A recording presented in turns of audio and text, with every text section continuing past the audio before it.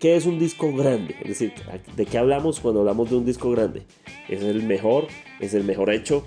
¿Es el más influyente?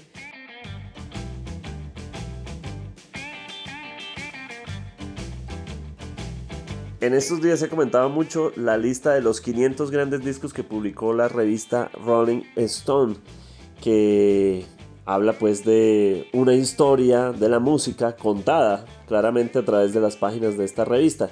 Hubo una primera edición en el 2003 y otra en el 2012. Y hay que decir que, como todas las listas, de alguna forma está condenada al fracaso, en el sentido en el que siempre que se publica un gran esfuerzo como este, vamos a salir un montón de gente a decirles: se equivocaron en esto, no dijeron esto otro. Pero si bien eso hay que decirlo, es uno de los grandes, si no el más grande ejercicio que hace un medio de comunicación por hacer una lista de estas, y el resultado es muy interesante. Votan más de 300 personas, que no son cualquier 300 personas, sino gente de la industria de la música, gente que está involucrada de esto de lleno. Recuerdo en la lista del 2003 votantes como Ryan Malek, creo que Quincy Jones está dentro de la lista. Es decir, hay un montón de gente que hace parte de esta votación. Pero sí hay una transformación en el paradigma que es notorio, en el sentido en el que hay artistas nuevos votando y publicando y aportando a esta lista, como ocurre con la del 2020. Y se nota un cambio de paradigma muy claro, en el que suben muchas de las producciones del hip hop y del rap, y baja el rock en diferentes escalones. El ejemplo más notorio: en la lista del 2003, el primer disco es, y pareciera sin discusión en ese momento, el Sargento Pimienta, el Sgt. Pepper's Lonely Hearts Club Band de los Beatles, que hoy en esta lista aparece en el 24, por debajo de discos como To Pimp a Butterfly de Kendrick Lamar, que es muy bueno, pero incluso desde la misma portada uno ve inspiraciones en el Sargento Pimienta. Entonces, ¿qué ocurre ahí? Ahí hay varios puntos por reflexionar. ¿Qué es un disco grande? Es decir, ¿de qué hablamos cuando hablamos de un disco grande? ¿Es el mejor? ¿Es el mejor hecho? ¿Es el más influyente?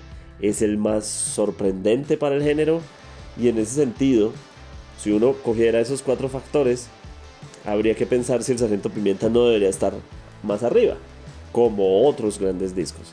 Revelación, que el Motown también se hace notar cuando Marvin Gaye, cuyo disco estaba entre los 10 mejores antes, hoy está en el número 1 según todos estos votantes. Es decir, el soul y el rhythm and blues, y el sonido del Motown de primero, frente a otros grandes discos. Que Johnny Mitchell esté por encima también de los Beatles es muy significativo.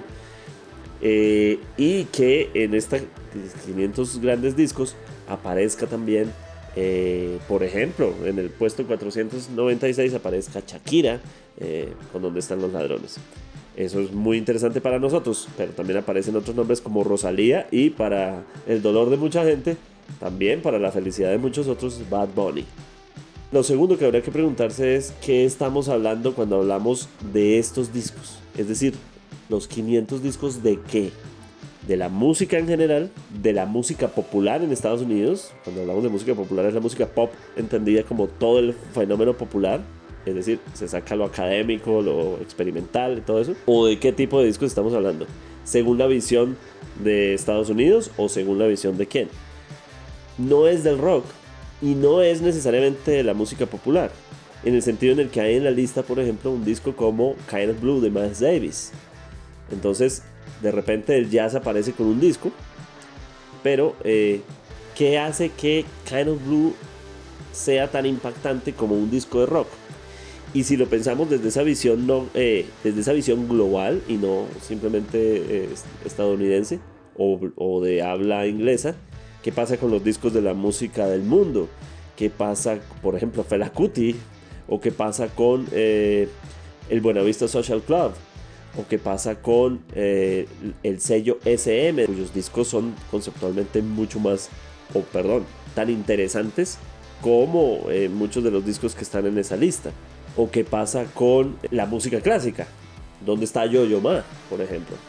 Entonces, hay muchas reflexiones que hay que hacerse al respecto.